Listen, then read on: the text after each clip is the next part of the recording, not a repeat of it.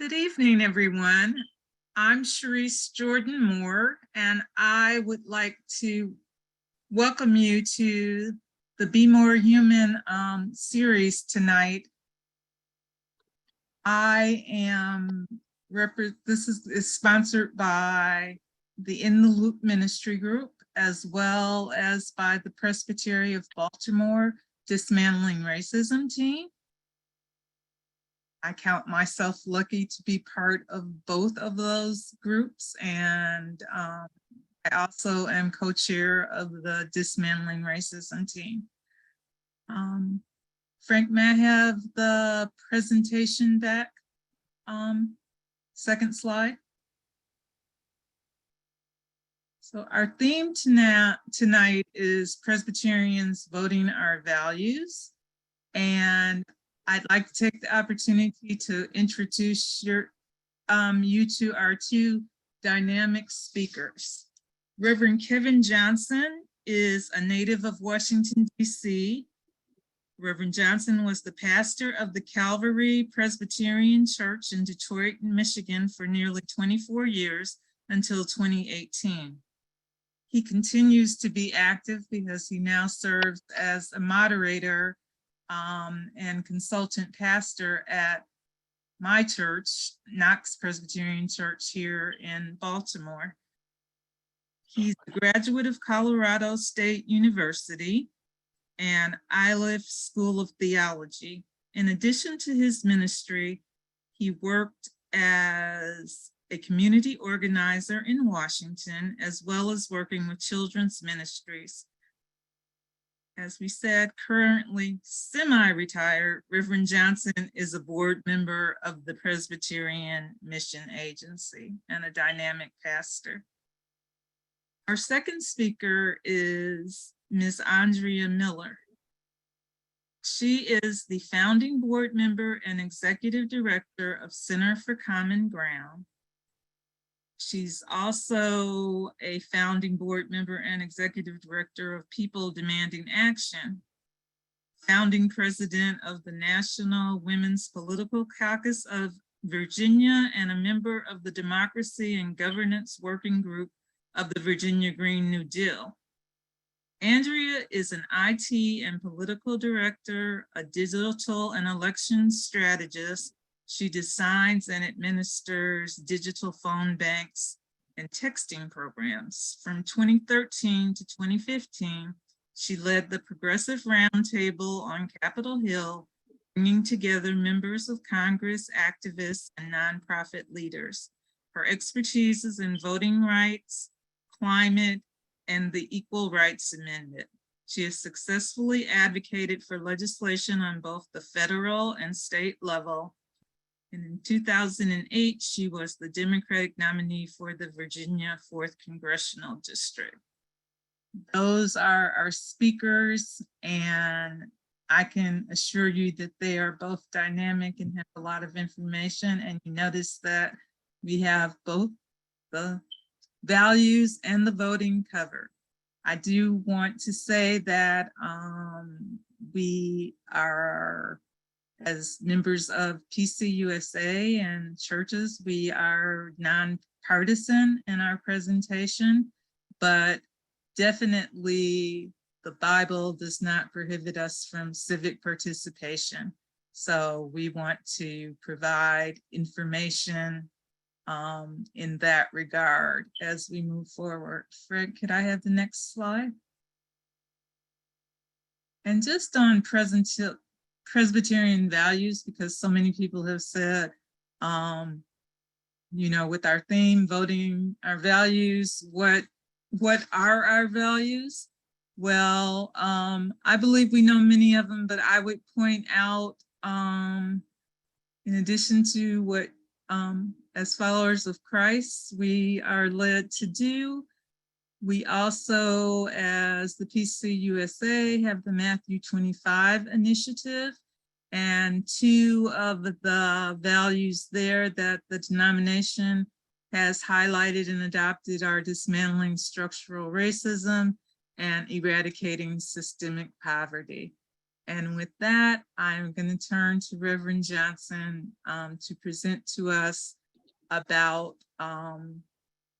acting on our values. And just let me say this, you'll be muted during the presentations, but please hold your questions and place them in the chat because we will have a question and answer period. Reverend Johnson. Well, greetings to you. Coming to you all the way live from the upper room in Detroit, Michigan. It is in the joy of Jesus, my nonpartisan Savior, that I greet you this evening. It is a humbling honor as the invitation was extended to me. I really questioned my capacity for being in this loop. But as I thought about the theme for the evening, the subject, the focus for this evening, what intrigued me was the word value, values. And I'll leave the voting to my capable sister. Being the preacher that I am, I always have to find a text, a source of grounding. So for this evening, I was led to the familiar passage from the 12th chapter of Romans, the letter to the empire, verse 2, where the early church teacher encouraged us to not be conformed to this world, but to be transformed by the renewing of your minds so that you may discern what is the will of God, what is good and acceptable and perfect. And just for a moment this evening, maybe I'd like to flip the script a little bit and take it from the angle not so much of voting our values, but the value of voting. Do not be conformed to this world. We, said the rabbi, cannot serve God and wealth. Let me personalize for a moment the conversation about values as I share where I see my values formed within the context of this world. First and foremost, my values were formed in my family unit, moving out, expanding into the community, experiencing and embracing culture, social institutions, and the church. My family instilled within me the value of love. My community instilled within me the value of belonging. My culture instilled within me the value of uniqueness. Social institutions instilled within me the value of comfort and security. And then there's the church. Of what value is the church? I remember sitting in on a series of community meetings with the aim of forming a community association one year. And over the course of these meetings, stakeholders in the community listed assets and liabilities. Assets such as businesses and schools, liabilities such as crime and blight. And I remember vividly, as the list grew on both sides, that at no time did the word church enter into the community dialogue. So being the upstanding pastor that I was at that time, I raised my hand and I asked the question, well, what about the church? To which the collective voice of the community responded, we really don't know what to make of the church. We don't know if the church is an asset or a liability. Do not be conformed to this world. I had the honor of serving on the advisory committee of the General Assembly of the Presbyterian Church on social witness policy a few years ago. And while I was there, we worked on a document that came to be known as the Gospel from Detroit. One of the observations that was drawn from this gospel was that as the racial demographics of the population became darker and darker, and as poverty levels increased, there seemed to be a correlating dynamic which witnessed a decrease in the Presbyterian church presence within the city. As wealth left the city, so did a noticeable presence of the PCUSA. Now, granted, I'm coming to you from the upper room of Detroit, and I know y'all ain't got those problems down there in Baltimore.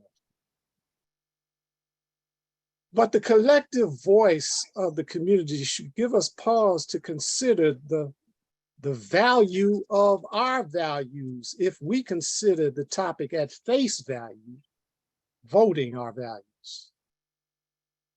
Do not be conformed to this world, but be transformed by the renewing of your minds. We cannot serve God and wealth. While nuances may exist from Detroit to Baltimore, there are shared challenges we face throughout the expanse of the church, in particular the PCUSA. Challenges that reveal our values. Challenges that affect our capacity to maintain vitality within certain communities. Challenges based in inequities of wealth distribution. The gospel from Detroit highlighted a pursuit of wealth as wealth fled from city to suburbs, yet there is a wealth that lies within the walls of our churches that hampers the ability of some congregations to sway a community to view them as assets because of financial encumbrances, inabilities to sustain pastoral calls, challenges for property maintenance and upkeep, all the while other churches are blessed with restricted funds that undergird healthy, vital community presence. No small wonder that from one neighborhood to another, community stakeholders are challenged to view us as assets or liabilities, because even from within, we struggle with issues that cripple some siblings while others flourish. We find ourselves in this season of election cycles tonight, and I can't help but to reflect that we, the church, are the elect of God. Does God elect to restrict mercy towards us? No. Morning by morning, new mercies we see. Does God elect to extend grace to some while restricting grace to others? No. God's grace is amazing for all of us to observe. God chose us. Whom do we choose? The world or Jesus? A lot of reference going on around the PCUSA these days about Matthew 25. I remember when the overture from the Presbytery of the Cascades entitled "On Choosing to Be a Church Committed to the Gospel of Matthew 25" was presented at the 222nd General Assembly in 2016. There were 7 recommendations in the original overture, and I'm not going to take up time by reading them all. I'm not even going to read the entirety of the first recommendation. I'm just going to leave you with the opening words. The Presbytery of the Cascades overtures the 222nd General Assembly of the PCUSA to, quote, recommit ourselves at the congregational level the mid-council level, and the national levels of the church to locate ourselves with the poor. When I heard these words, when I read these words, my mind flashed back to 1984 when a prophet stopped by the seminary I attended and spent a whole week with the student body and faculty members focusing attention on the judgment of the nations portion of Matthew 25. And by the end of the week, I felt a stirring within my spirit as I was riveted upon the one verse, verse 40. Truly, I tell you, just as you did it to one of the least of these who are members of my family, you did it unto me. And within the context of that week, I came to understand that the least are the poorest of the poor. I remember saying to myself, Jesus, all this time, I thought you resurrected and you ascended into the heavens, and you're sitting on the right hand of God the Father Almighty, and one day from thence you're going to come to judge the quick and the dead. And at the end of the week, I realized, I said, Jesus, you are right here, still in the flesh. And if I want to be with you, I've got to be with the poor. From that moment to this very day, the trajectory of my life has changed. And for me, Matthew 25 is a conversion experience, a transformative moment. I remember the time when my mother called into question my sanity. She questioned the choices that I had made when I completed my seminary experience and I immersed myself in and with the poor. And she said, after all the student loans, all the part-time hustles I had to add on to my full-time workload to pay for your tuition, and these are the choices that you have made, and I always cherished the look on her face when I said to her, well, after all, you know, it's your fault, because you were the one who first introduced me to Jesus. Do not be conformed to this world, but be transformed by the renewing of your mind so that you might discern what is the will of God, what is good and acceptable and perfect. We cannot serve God and wealth. So as I close and let our other esteemed speaker for the evening bless us with her counsel, just let me flip the script of our topic from voting our values to the value of our voting. Remember, voting is all about choices.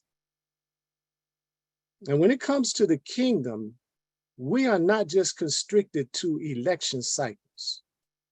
We make choices each and every day of our lives. And let me just leave you with this one thought.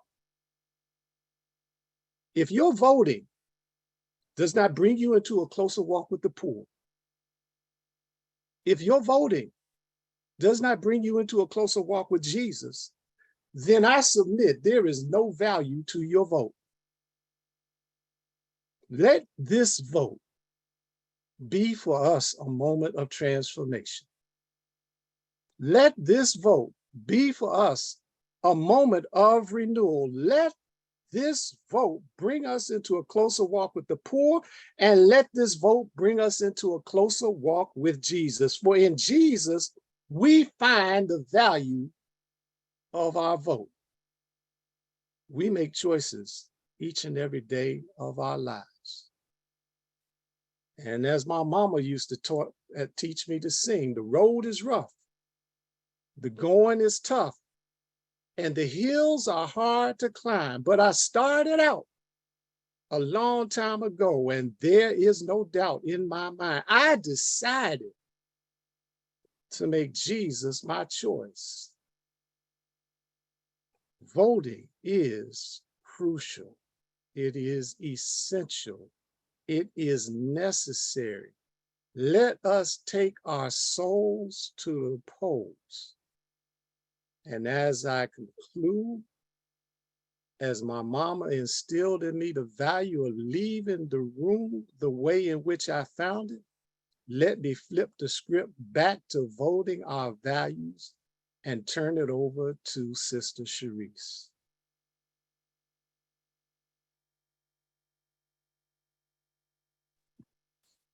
Thank you, Reverend Johnson. So let me say, let the church say amen. And I am going to pause for, oh, okay. So I see some hands up, but I think those are the waving hands of affirmation, not the hands from people who want to speak.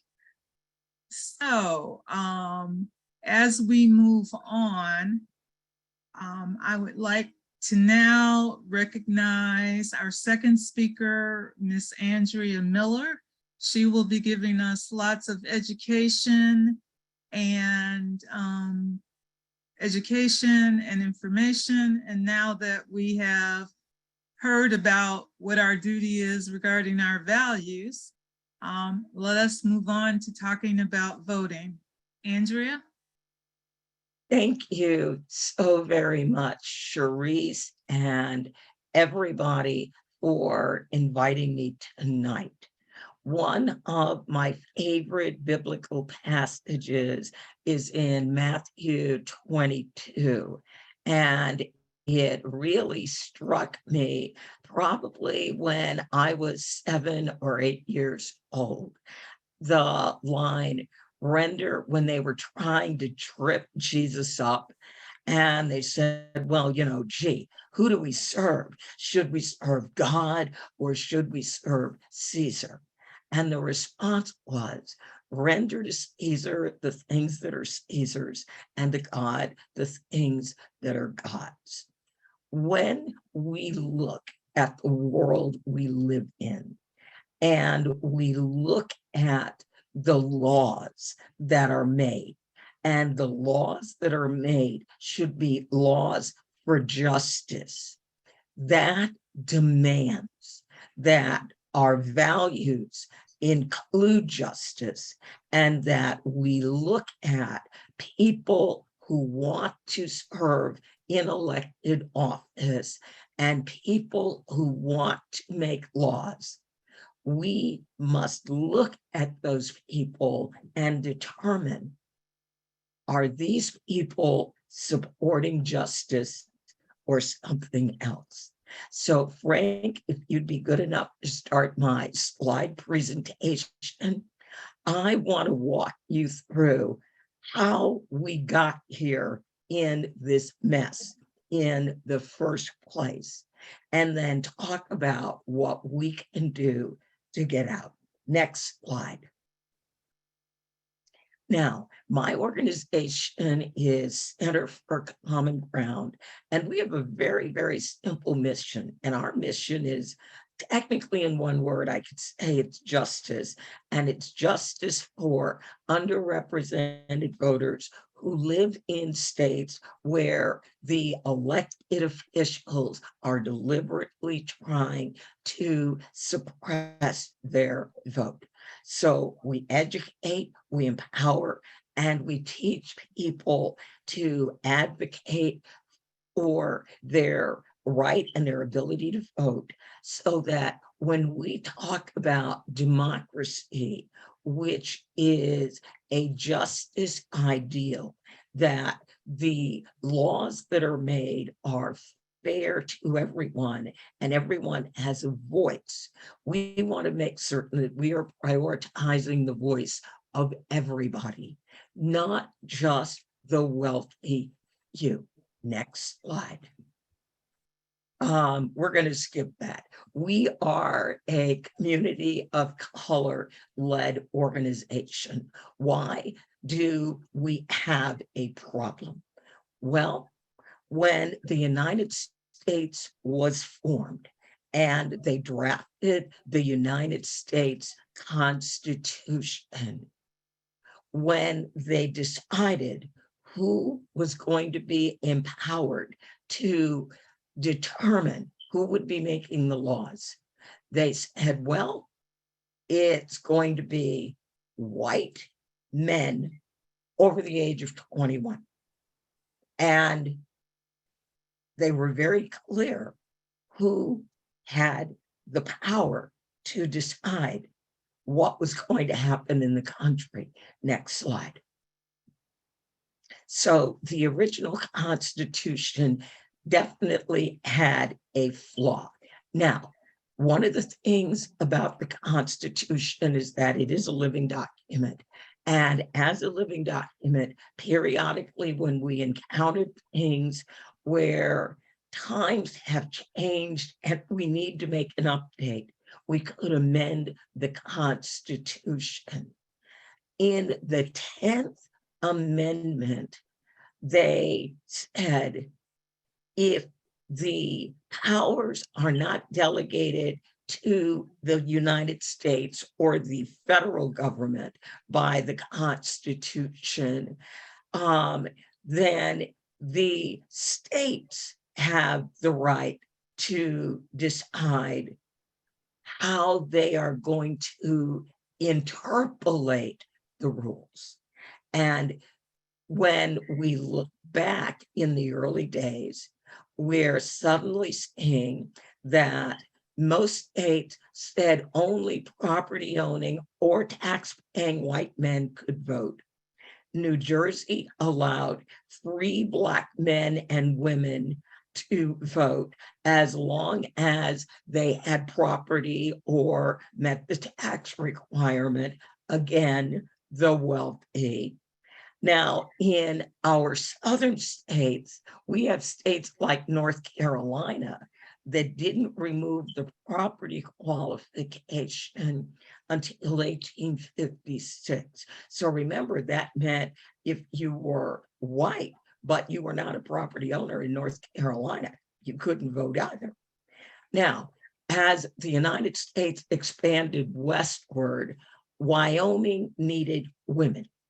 And so what Wyoming said, which was very radical at the time, is they said, if women come to live in Wyoming, we will give you the right to vote. And to this day, we still have all these differing rules from state to state. Next slide. Now, we amended the Constitution at least 2 more times. The 14th Amendment said if you were born in the United States and you were male, then you had full citizen rights, including voting rights. The 15th Amendment said, all right, we've got all these people who used to be slaves and now they're free-ish. So we're going to amend the Constitution and say the free Black men have the ability to vote. It wasn't until 1920 and the 19th Amendment that women of all races got the ability to vote in all 50 states. Next slide. Now, the fastest constitutional amendment was signed on July 1st, 1971, the 26th Amendment. And that gave 18-year-olds the right to vote. Remember 1968, the war in Vietnam, and 18-year-olds were being drafted and they were being sent to war. The argument was, if they are old enough to carry a gun and die for their country, they are old enough to vote on who is going to be elected to represent them in said country. Next slide. So we're changing the Constitution, but states still have a lot of free play with how they can run elections. And this is where we are now. Everybody here, I'm sure, has heard of Jim Crow laws. An Alabama delegate in 1901 said that our goal is to establish white supremacy in the state within the limits imposed by the federal Constitution. So that meant if the Constitution doesn't expressly say you can't do it, well, then that means that states can decide to do it. So they came up with ideas like, in order to vote, you've got to pay a poll tax. You also, or you had to guess the number of jelly beans in a jar. If you had a felony conviction, they came up with the notion of felony disenfranchisement. They also came up with literacy tests. Now remember, people didn't really start reading where most people could read until we started seeing people going to public schools in the 1920s. So back in 1901, white men and Black men were equally illiterate. So that is when they came up with the grandfather clause. If your grandfather would have been able to vote, then you're going to be able to vote too. And that's how they worked their way around illiteracy. Next slide. Now, the image on this slide shows a young John Lewis, 25 years old, leading the march across the Edmund Pettus Bridge in Selma, Alabama. And the picture on the right shows an older John Lewis crossing that same bridge 50 years later. Well, at the bridge crossing in 1965, the meeting and what they found on the other side of the bridge was very, very different. In 1965, for the very first time, people had televisions in their homes, and the news showed images of Black men, Black women, teenagers being clubbed and having dogs attack them simply because they walked across a bridge. And that inspired enough of the country to say, this is nuts. We want to be fair. This, what we saw on television, is not what any of us learned in church as being fair. Next slide. So the Voting Rights Act of 1965 was passed, and it basically did a very simple thing. It said, if you as a state have been making it difficult for Black people to vote with any of these Jim Crow things, you A, have to stop it. B, you're going to need to let the Black people register to vote.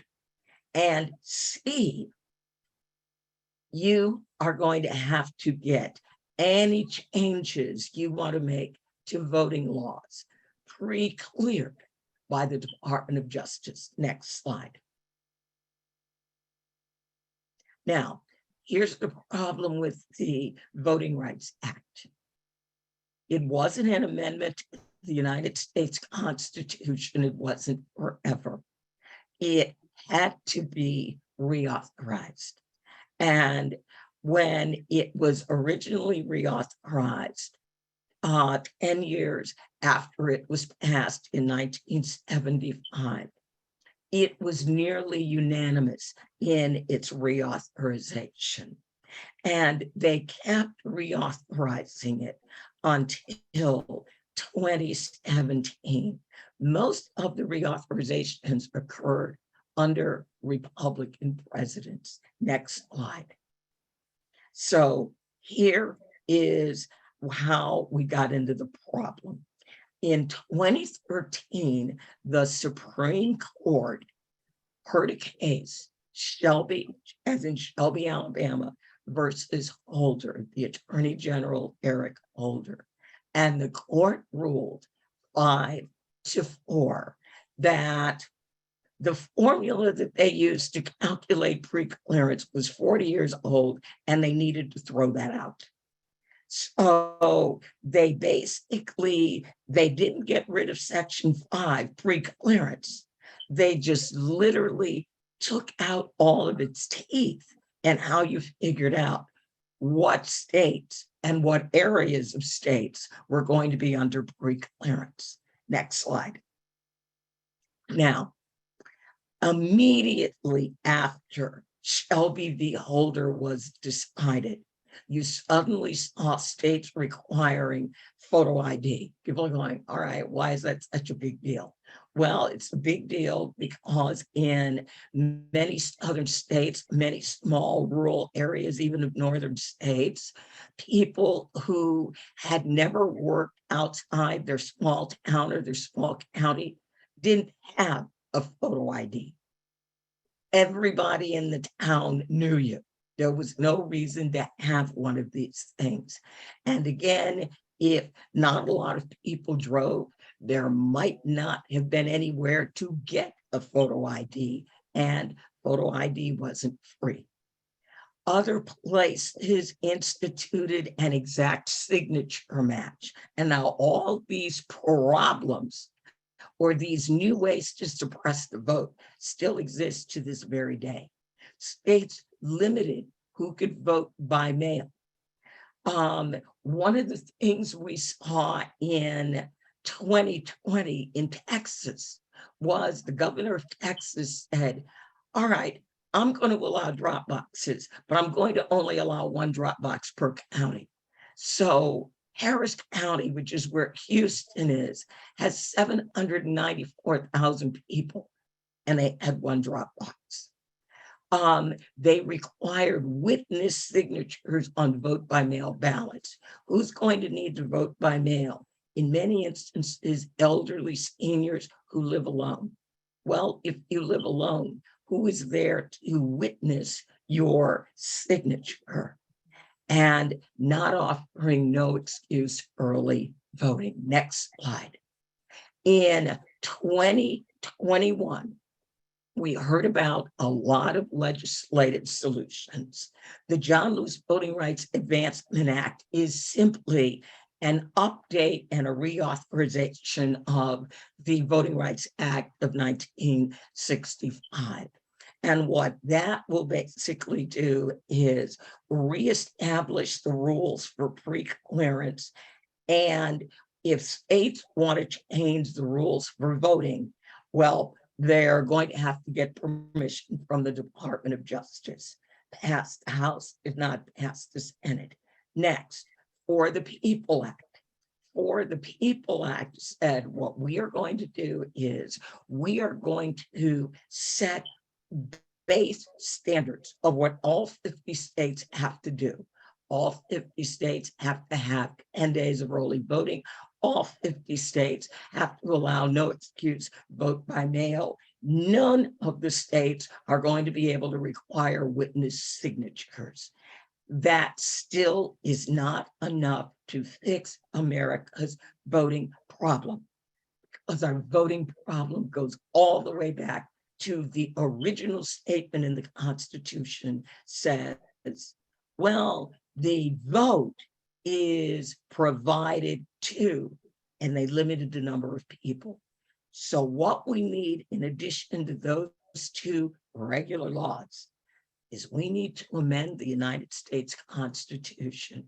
Representative Mark Pocan introduced H.J. Res 98 this year. And that bill provides the constitutional right to vote with very, very, very simplistic language. Every citizen of the United States of voting age shall have the fundamental right to vote in any election held in the jurisdiction in which they reside. Boom. That's it. So no felony disenfranchisement. Did you lose your citizenship? Did you get younger? All right, you're voting. Also, if you have a fundamental right to vote, we have literally hundreds of thousands of people who get kicked off the voting roll every year for not voting. If we truly had a right to vote, we would also have a right to say, there is nobody I like in this election, so I'm not voting. But I would still be able to vote whenever an election came around and I wanted to participate.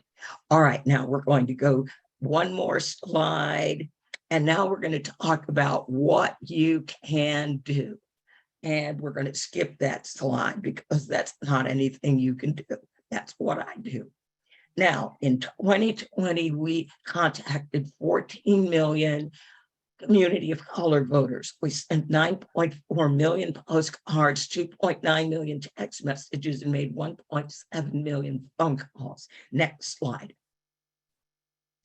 Postcards are very effective if you have the right message and the right image. Next slide. So we're not really going to ask you to send postcards. A lot of our postcards are done. We're very, very, very late to the game. Next slide. What we are going to offer you is the ability to text voters, letting them know when they can early vote, where early voting is, giving them instructions on how to get their ballot, their vote by mail ballot, and making sure they know how to find their polling place on election day. Next slide. You can also make phone calls to voters. Remember, some rural voters, some older voters may not really text, so we may need to reach out to them with phone calls, because when the Atlanta NAACP did a study, and they studied 5,000 people in 2020 who did not vote in that election, people gave three main reasons. Reason number one for not voting was people didn't know where to vote. They said, we don't know where the voting is, so we didn't vote. Reason number two, they didn't have a ride. They didn't have a way to get there. And a distant number three was, I don't like any of the candidates. That's why I didn't vote. I very strongly believe that as people of faith, it is our moral requirement to stand up and work for justice and make sure that anyone who is willing to vote knows where to vote. We figure out a way for them to get there. We use our privilege to help people who have less. So thank you all very, very much. And I will drop some links in the chat.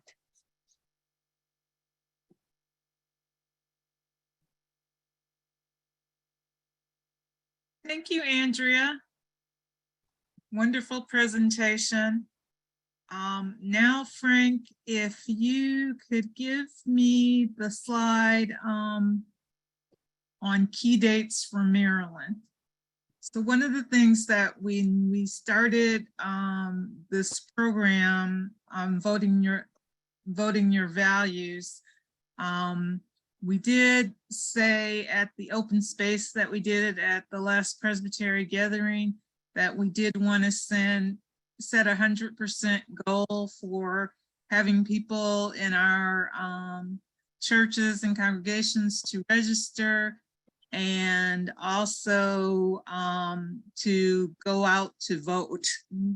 The GOTV, get out the vote. And I know that many people have said to me, well, in the circles we run in, you know, everybody is generally going to vote.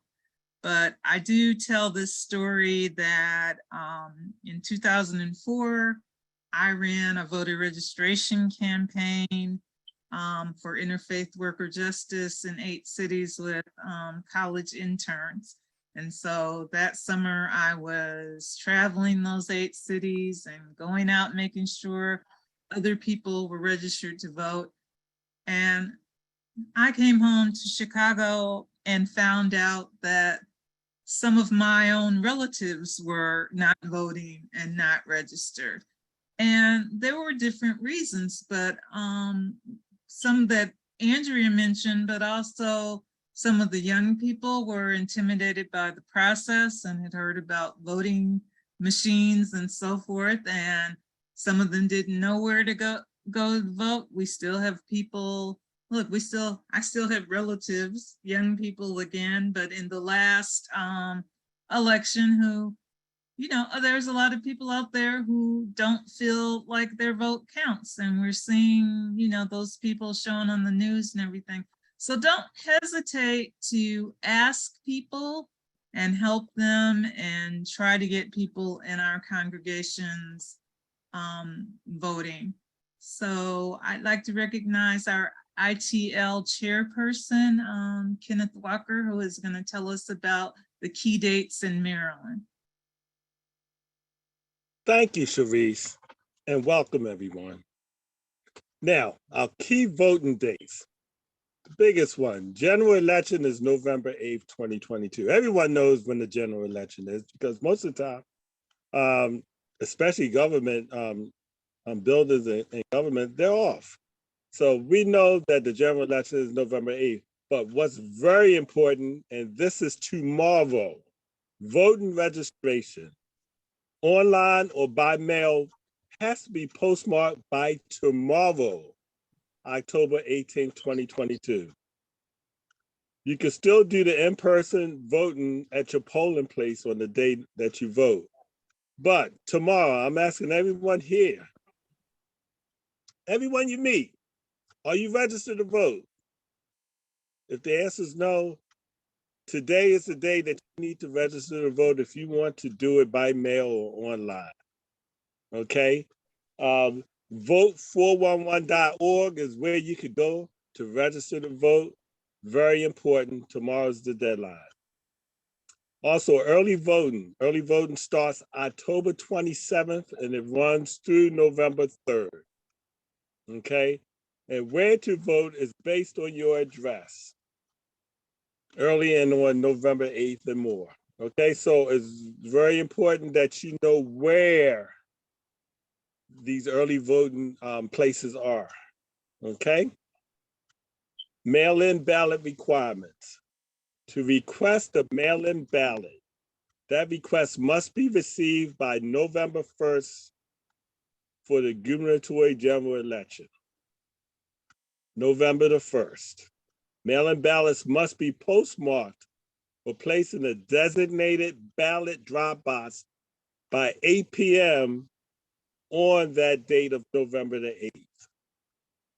Okay? I suggest you find out where this designated ballot drop box is because most post offices close at certain times. And you want to make sure that your ballot is counted. Also, the mailboxes that you see on the street, please look at them for that time that they make that last pickup. Very important. You want that ballot to be in that mailbox before that pickup time. So these are just some key voting dates and things that you need to know. Thank you, and I give it right back to Sharice. Thank you, Kenny. So now is the time that we are open for questions.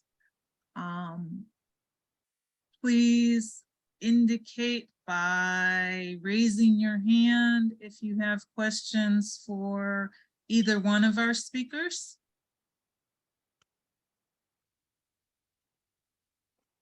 Frank is going to help me. And if you prefer to just put your question in the chat, you can. Okay, so I see Kenneth Walker. Is he still unmuted? You are. Go ahead, Kenny. I just want to say, I want to thank our speakers, Reverend Kevin Johnson and Miss Andrea Miller. Very important. Voting in this country is very, very important. And a lot of people take it for granted. And a lot of people don't do their due diligence in the information about the candidates. You are looking for leaders to lead this country the right way. Very important. So I want to thank our speakers. Thank you. Thanks, Kenny. And Andrea, I see your hand raised. Yes. One of the things I wanted to say is when we talk about early voting and we talk about drop boxes, this is still one of these things that is so inconsistent from state to state. Virginia started early voting on September 23rd. We have 45 days of early voting. We have more early voting than all 50 states. And then the rule about drop boxes, every state has different rules about drop boxes. If you're going to mail your ballot, beautiful point, pay attention to when they're going to go in that mailbox and take your ballot out.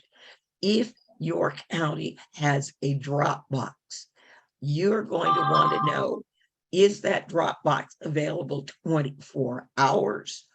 Or can you only use the drop box when the registrar's office is open during early voting? The rules are all over the place on those issues. Okay, so I see in the chat, bear with me.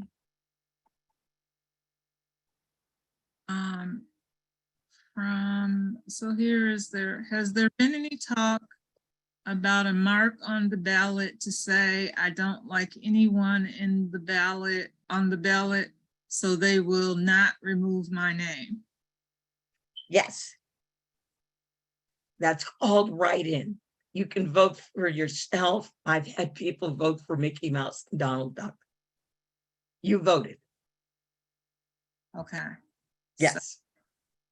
So, we also are aware that there are people who make a living trying to bounce people off the ballot. So important for all of us to check that we continue to stay registered from year to year.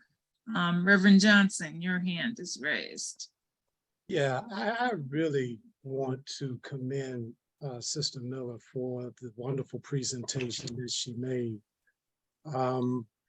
and ask her to drop that tag, that legislation that has been recently introduced into the chat, so that we can track it. Because of the structures of the PCUSA, we have an Office of Public Witness on Capitol Hill in DC that will allow us to be in lockstep with the effort to guarantee, to bring it to an amendment stage where it should be. And just to let people know, you know, voting is about choice, and when it comes to wealth, the choices that we make, and dare I say, let me just personalize it, I am wealthy by many standards of economic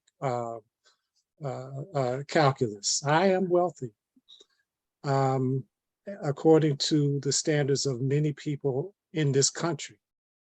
And the choices that I make separate me from the poor. The poor don't have a lot of choices. So, you know, this issue of this new Jim Crowism is really targeting the poor in a very intentional way. And so, you know, if we're going to be in this, we've got to be in lockstep with Jesus. We've got to make an intentional choice. You know, when you vote, that's not the button that says I voted. That's just the beginning. That's not the end. That's just the beginning.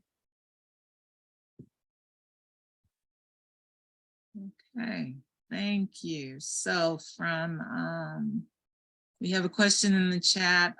Andrea, do you have a printed document with that history of what has happened in this country to the voting eligibility rules?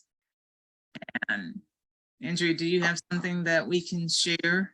Oh, you can share my presentation if you want, or I can cut it down and then just end the voting history part. I can do that as well.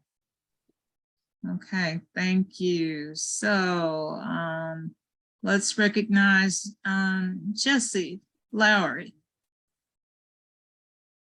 I'm Jessie Lowry, one of the pastors in the Presbytery, and my questions are kind of about the, I guess something that's on the more spiritual side that concerns me, which is just the apathy piece around politics. So when I heard you say, and you're right, how many people just don't even want to vote because they don't like either candidate, I understand that.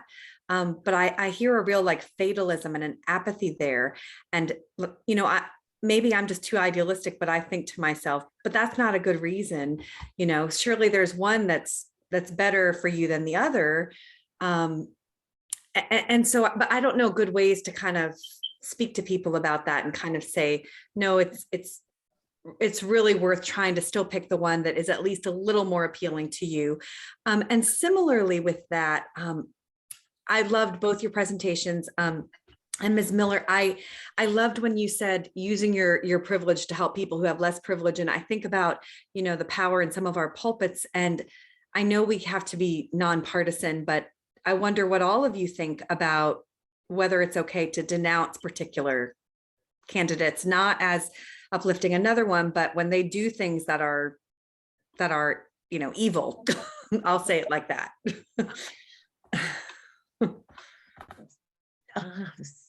I think you could both take a stab at that.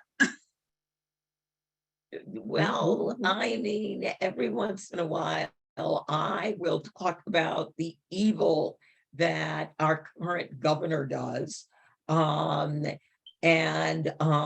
especially on his attack against trans children. I mean, these are children. And to declare open season and we're going to out them and we're going to do this and do that. Yes, I actually came out and denounced that. Normally I stay away from naming candidates, but that one got my ire. Every once in a while, what they do is just so evil. You have to call out the evil. Normally I just refer to him as our misguided governor. Yeah, I fall back on the encouragement that tells us we don't wrestle against flesh and blood, but we wrestle against powers and principalities. And to couch the language from the pulpit in terms of powers and principalities and not flesh and blood identities, particular candidates, although, you know, preachers will get a little bit carried away from time to time. So maybe I just make up names and not use direct identity references. The other thing is, you know, there is such a thing as a parking lot, you know, and there is a line of demarcation, a demilitarized zone between the pulpit and the parking lot. That's good. I'm gonna just throw in here because we do have our 501c3 statuses, and around election, we do have to be careful of that. Yesterday, Build had an action. For those of you, most of you know who Build is, but in the Baltimore area, that is the IAF organization, and they are used to having quite aggressive actions. But what they instructed us for the action yesterday, because it was very close to election and the gubernatorial candidates were there, that we needed to be very polite to them. For one, welcome them, that we could not ask questions, yes and no questions of them. What we did was present our demands and platform, that we could not issue report cards on candidates. And of course that you have to, if you invite one candidate from one party, you have to invite all of them. So just, want to remind people to be careful, but there definitely are ways that, you can talk about issues in particular, and people are paying attention. We also, as we'd be sharing while we're doing this campaign, is that we will, in addition to the information that you may have been receiving in tidings and on the Presbytery website, we will also have some liturgy that people can use in the, we've got 3 Sundays living, going up to election day. So please, we ask those of you who are members of clergy to fit in some way. And again, we'll be sharing some liturgy ideas. I see Reverend James Parks' hand up. Please.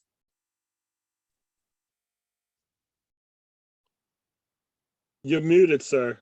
Can you unmute yourself? Oh, there you go. There we go. Okay. Well, first of all, I'm glad to see my good friend Kevin. I hope you're doing well, my friend. And Cerise, good to see you as well.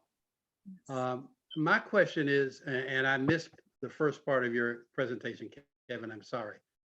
But my understanding as I read the gospel is that Jesus was being very political in some of the things that he said and did, particularly as it relates to the poor and is related to who you gave your allegiance to, who you hung out with, and the relationships between the Romans, the Gentiles, and other parts of the society. So really, in a sense, to be a Christian is to be political. It's just a question of whose side you're on in the politics. Or at least I'd like to hear your reaction to that. Let me take a stab at it real quick, Andrea, and then I'll let you close that out. The church, as I have come to understand it, as it is with other individuals and institutions within our society, tends to really find a comfort zone in looking outward.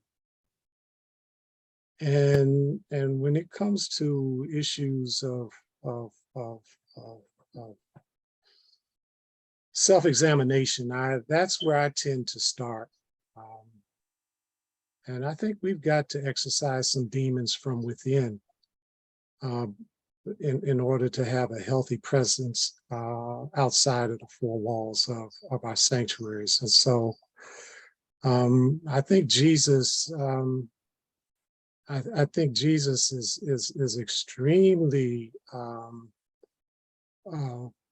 focused on preparing disciples to go out into the world. so that we can have an impact on bringing about this kingdom and tearing down the structures of this world. And especially when it comes to issues of wealth. A friend of mine, and I've shared this in some circles, a friend of mine in seminary went through his Bible and he took scissors and cut out every passage of scripture in the scriptures that had to do with wealth. And he said that when he got to the end of the process, the book literally fell apart in his hands. It did not stand. So, and that's, so if you look at Jesus, Jesus teaches more about wealth. He speaks more about wealth than anything else. Sexuality, family. I mean, Jesus hammers home the issue of wealth. And what I love when I read the Bible and you look at Jesus, is Jesus was a justice warrior. There is no other way to put it. When something was happening to the poor and Jesus was around, he waited right in the middle and he stood up for the people being wronged.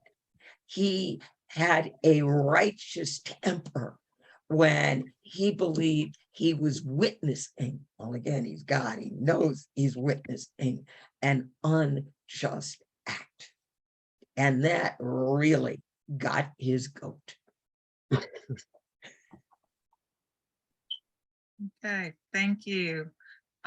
We did have a question about how people could sign up to do texting and phone calls. Andrea put a link in for the phone bank page, and that is www.centerforcommonground.org /phone banks. And so that is important for us. I'll drop the texting one in just a moment. Yep, Josie's got, whoops, we don't have the newest links up. So if you want to text, email me, Andrea at centerforcommonground.org or Josie at centerforcommonground.org. We're going to be texting voters in Alabama, Arizona, Florida, Georgia, North Carolina, South Carolina, Virginia, probably Texas. And You can text places, 500 people an hour. and those are places that you have targeted because of voter suppression for Black. Yes. Yes. These are states where they have laws that are generally specifically targeting voters of color. We are also working in states where the registered Black population is greater than 20%. What a lot of people don't realize is Florida, Texas, and Louisiana are already majority minority states based on number of community of color folks who are registered to vote. And that would be if they held the election tomorrow.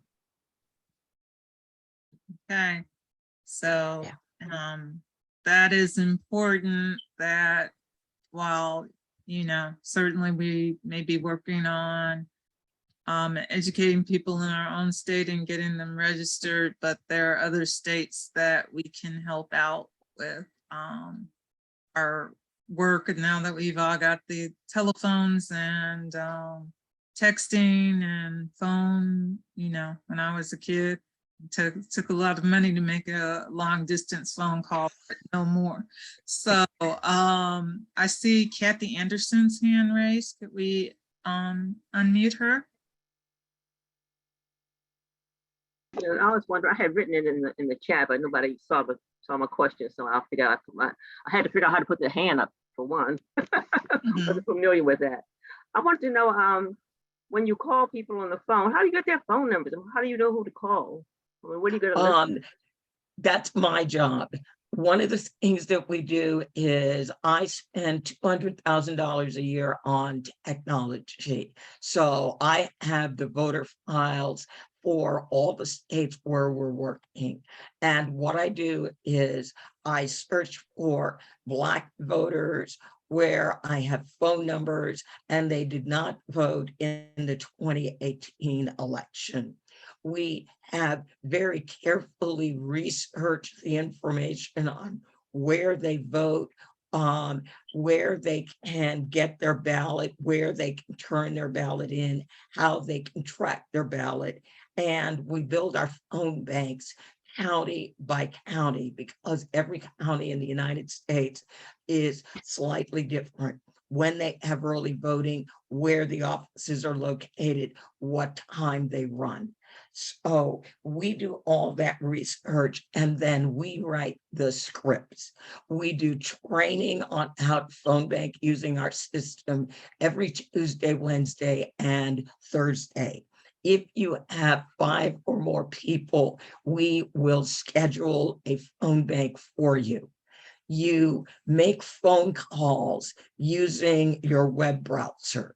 We buy the phone numbers that you're going to be dialing from, so no voter will ever get your number from our phone bank, and the same is true for our text banks. We buy a phone number and then you text from that number. And we pay for everything. Okay, thank you. Okay. I think I have got all of the questions in the chat. If anybody has one last question, raise your hand now. Okay, as not seeing any, I am, as the moderator, am going to ask one last question, particularly of Andrea. And, you know, when we first started working on this Voting Our Values campaign, we thought that we might be starting a little late, but I think we really wanted to do it because we know that this is the midterm election, but I've worked a lot in electoral politics, and one of my pet peeves is that anywhere from 3 months to 6 months before an election, everybody gets excited and, you know, trying to do the work and so on, and we don't keep the continuity. We will have a very important presidential election in 2024, and we need to be ready, and as people of faith, standing forward, standing with the poor, going forth with our values and so on, and getting people registered and educated. And there are some things I know that Andrea's organization will be working on in the next 2 years in terms of making sure that our voting rights are addressed and that our elected officials in Congress are working in that. Is there just a few things that you could say about that, Andrea? Yes. We Yes. go to our closing. Yes. Yes, thank you for that question. We run democracy centers. A democracy center is a very local kind of organization, and it is in partnership with another organization. In Hawkinsville, Georgia, we originally partnered with an African-American history museum. The people in town, because they did a feeding program once a month, came to the founder of the History Museum and said, Dr. Johnson, you know, we love that you provide food once a month, but we're hungry every day. So they started a food pantry, and now they're teaching people how to cook healthy foods. So our democracy centers run year round. We teach civics classes. No one teaches civics in school. That's why people don't know how government is supposed to work. We have civics classes. We are building them for all the states where we work. We also teach a number of other civic engagement classes. How do you recruit volunteers? What is civic literacy and how do you translate it to public policy? How can you as a citizen be effective as a citizen advocate, talking to your local county council, your state reps and senators, and or your federal officers? People aren't born knowing how to do that. So when we are not in election cycle, we teach people how to do that. The other thing that we do, and this is the very first thing that we do, is we help our local partners come up with a survey, and they knock on the doors of people in their community and they talk to them about what do they feel are the most pressing problems in their community. And then we just call them palm cards, where we illustrate whatever they said, and then they go back, and when they canvass and knock on other people's doors, they take those palm cards with what their community said was important.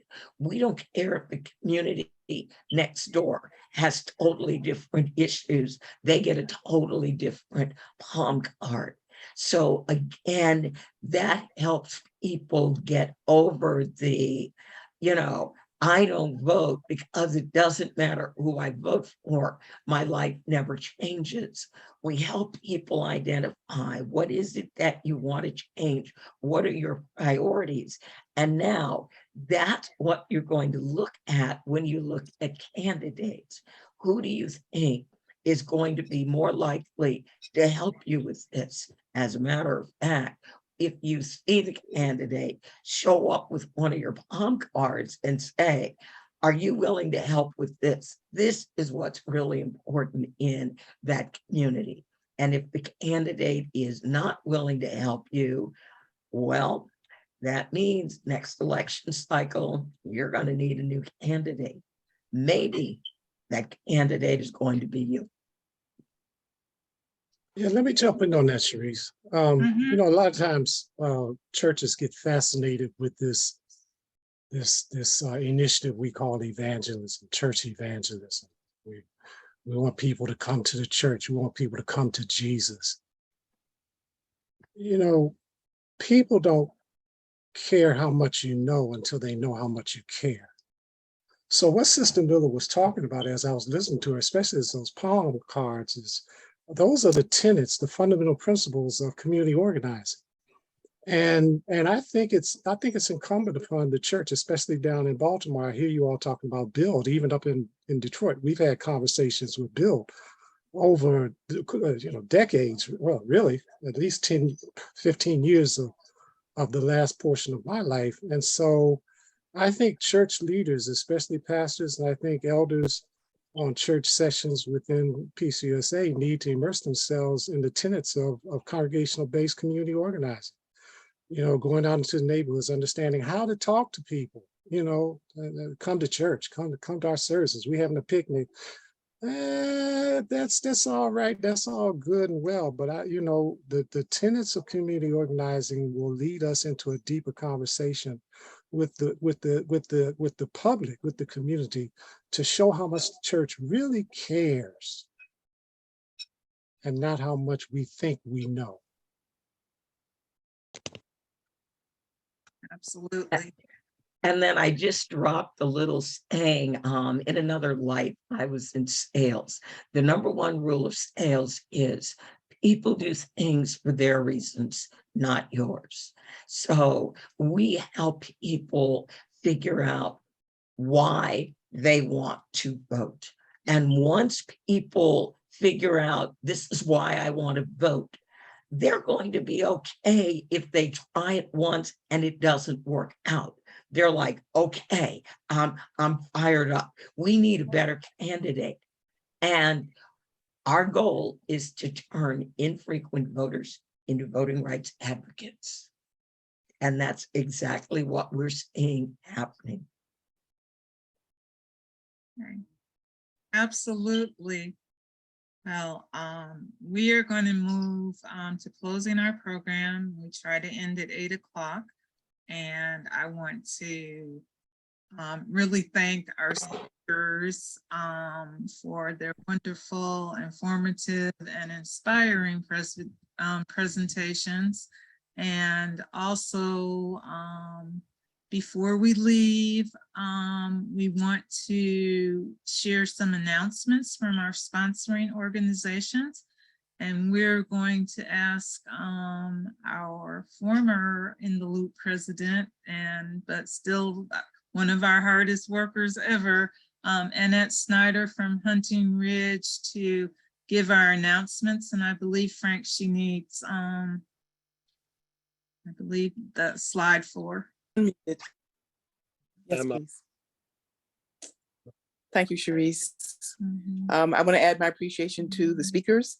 This program was co-sponsored, as Sharice mentioned, by the In the Loop Ministry Group and the Dismantling Racism team of the Presbytery. And our DRT is to continue to present issues of racial justice. And in that vein, in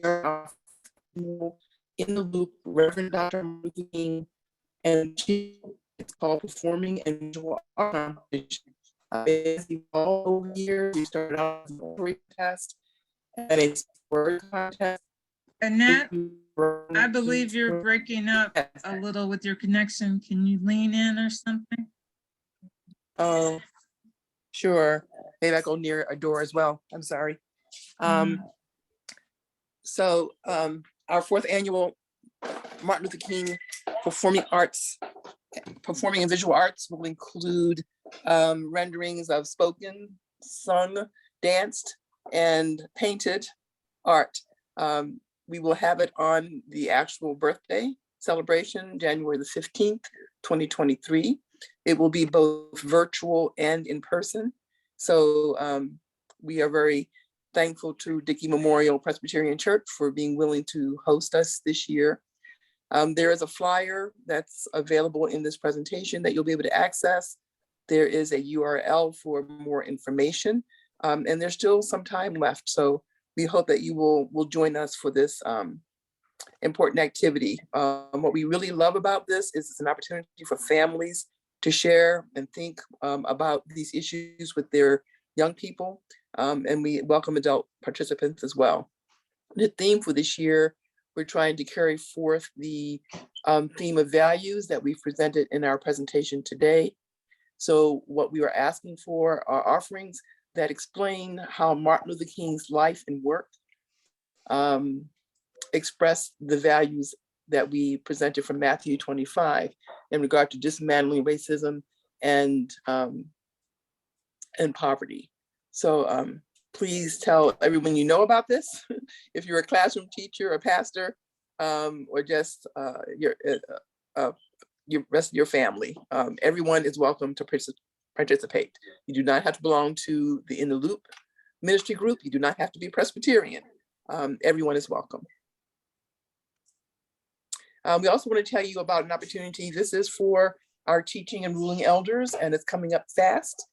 This Friday, the Dismantling Racism team is offering its next Dismantling Racism training at Grace Presbyterian Church. That's this Friday, the 21st. It's an 8:30 to 4 p.m. session.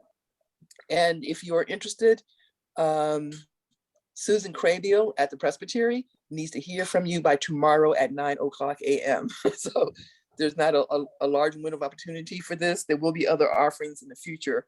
But if you think that you might want to participate in this particular session that is on Friday in a few days, please call Susan at the Presbytery. The session actually costs $150, but there are opportunities for financial support. All you may have to actually contribute is $30 for the luncheon. So please get in touch with Susan Crabiel at the Presbytery and keep your ears and eyes tuned to Tidings and the Presbytery website for other activities that In the Loop will be offering through the year. Thank you, Sharice. Yeah. Yes. Okay, so again, I would like to close us out. Thank you, Reverend Johnson. Thank you, Miss Andrea Miller. We will be sharing, there are a lot of things put in the chat, and we will capture those and be sharing them in Tidings and on the Presbytery website. So look for information there, or contact In the Loop, or I see a lot of you know how to contact me as well.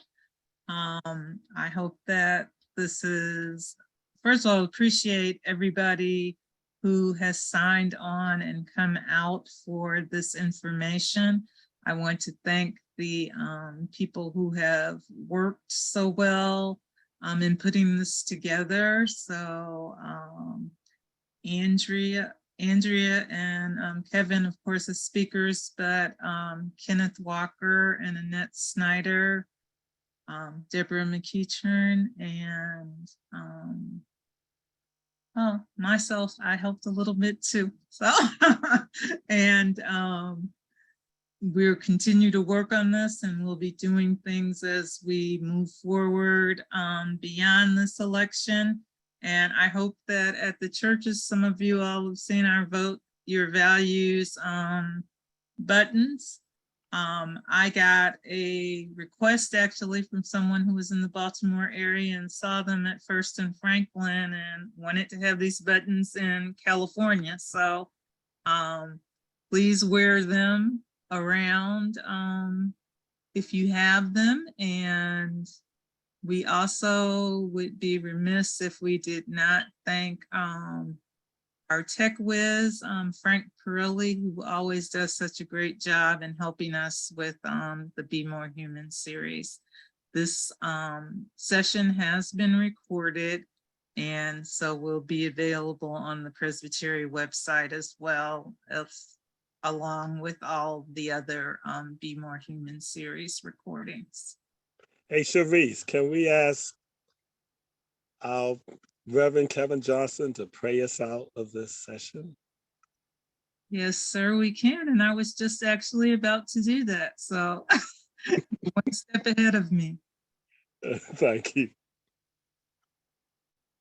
That's fine. However the Spirit leads us, just pause for a gesture of fellowship and communion.